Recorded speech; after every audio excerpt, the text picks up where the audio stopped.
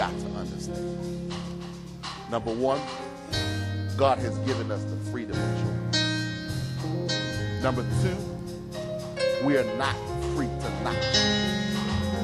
You got to make a choice. But the third one is the most powerful. This is the one I need you to take from here with you today. That is number three.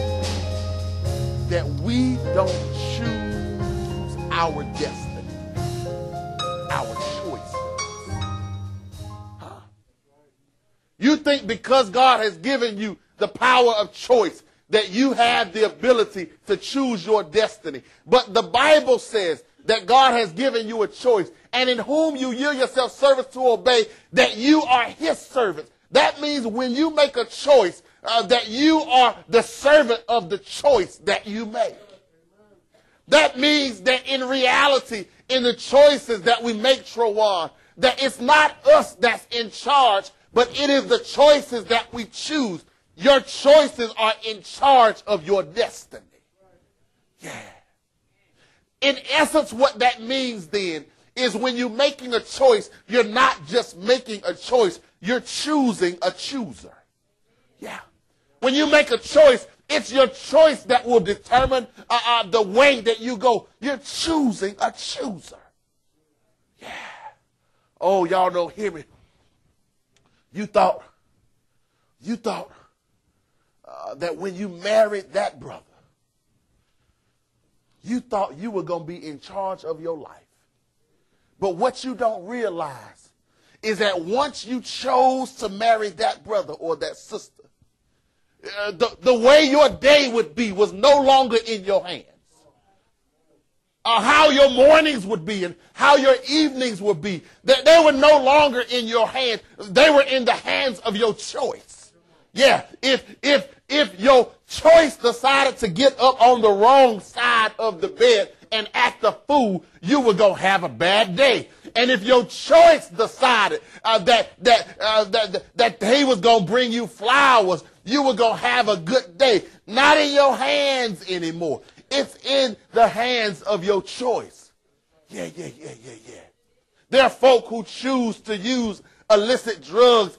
They are no longer in control. Their choice is in control. They never would have chosen to be groveling down on the ground looking for the last chips of a piece of rock. That's not something you chose for yourself. That's something your choice chose. You never thought you would be stealing from grandmama and pushing granddaddy down to take his TV. Why? Because that's not a choice you ever made. That's a choice that your choice chose for you. Lot,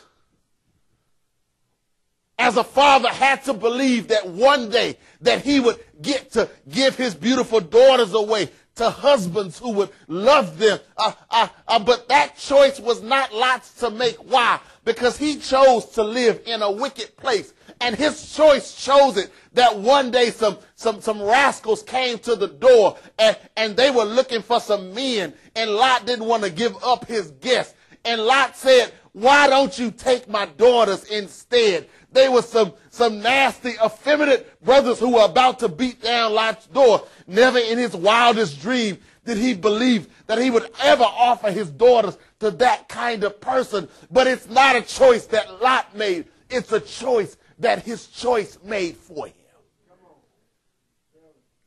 Lot never chose to have all of his earthly possessions destroyed. Lot never chose to have his wife transformed into a condiment before his eyes, a pillar of salt. He never would have chose that, but it's his choice that chose that when he chose to live next to Sodom and Gomorrah.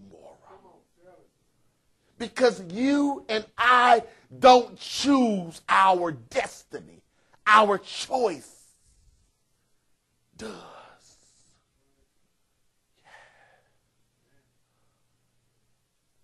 So as Christy begins to come,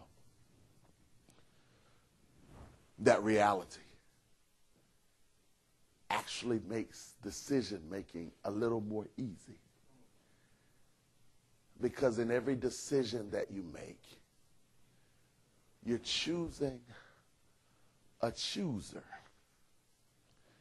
You're choosing a choice that will make choices for you.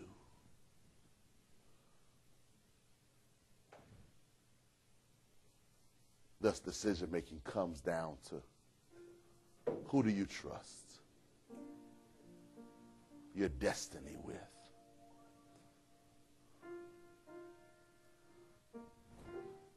Lot put his destiny in the hands of a land that looked like he could not lose. That choice took his wife. It took his earthly possessions. It took his peace of mind. Abram chose God as his chooser.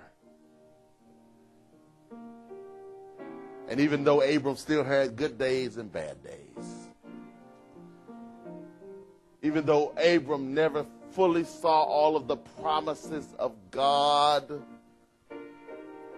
fulfilled like he desired,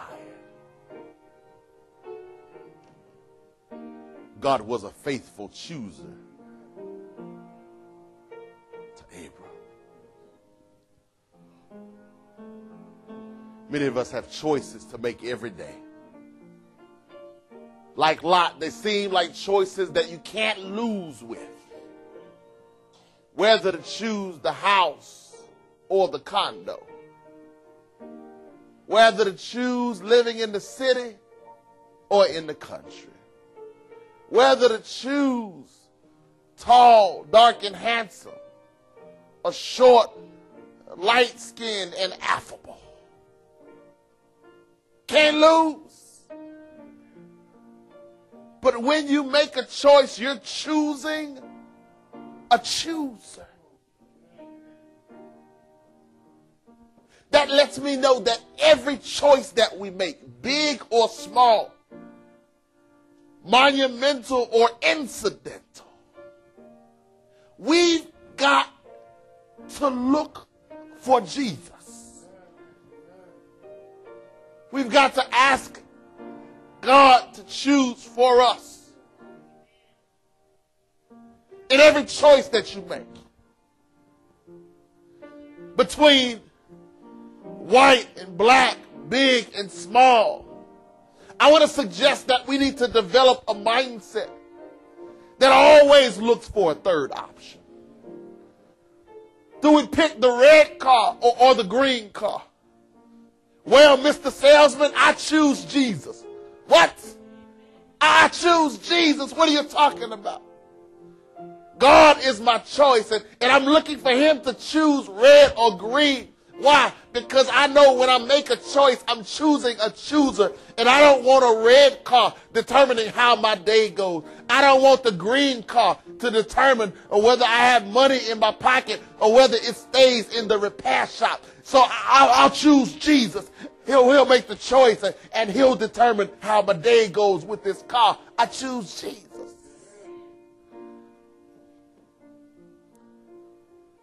Do we buy or rent? Sell or acquire?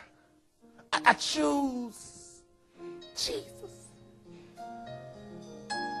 Lord, until I'm clear on what your choice is, I'm not comfortable because Lot chose between two great-looking options, and one ended almost in eternal damnation. It did for those cities.